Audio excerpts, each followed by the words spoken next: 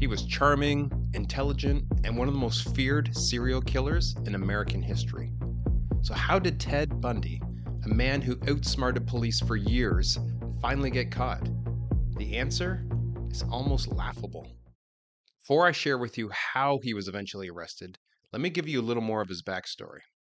His full name was Theodore Robert Bundy, and he was born November 24th, 1946 in Burlington, Vermont. Bundy was executed in the electric chair on January 24th, 1989 in Florida. Now, he was highly educated, studying psychology at the University of Washington and later attending law school. He was considered attractive and charismatic. These were traits that he used to lure his victims. In fact, he would often feign injury or impersonate authority figures like police officers to gain his potential victims' trust. So, what about his crimes? Bundy confessed to 30 homicides committed in 7 different states between 1974 and 1978. But the true number of his victims remains unknown and is believed to be even higher. His killings were spread across several states, including Washington, Oregon, Colorado, Utah, Idaho, and Florida. Bundy's murders followed a specific pattern. He targeted young, attractive women, many of whom were college students, and often lured them with the promise of help or a request for assistance. Some of his most notable victims and incidents include Linda Ann Healy. This is from January 1974. Healy was a student at the University of Washington and was one of Bundy's first known victims. She was abducted from her basement apartment in Seattle, Washington. Another notable incident was the Chi Omega sorority house.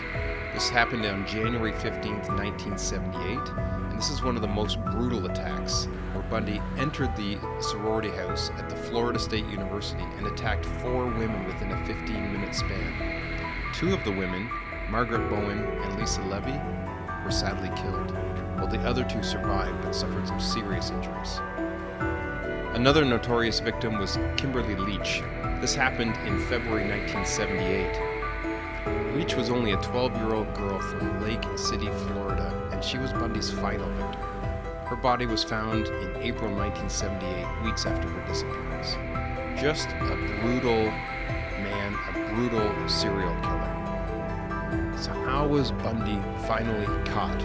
Was it due to years and years of hard work and the detectives looking at all the forensics and putting all the stuff together and finally pinpointing who their ideal suspect was? No, actually, it was a happy accident. In 1975, in the middle of Utah, Bundy was pulled over by a routine traffic stop. The officer actually had no idea who he had just stopped. But inside Bundy's car, something wasn't right. They found handcuffs, a ski mask, and more. After his arrest, investigators began to link him to the series of unsolved murders across several states.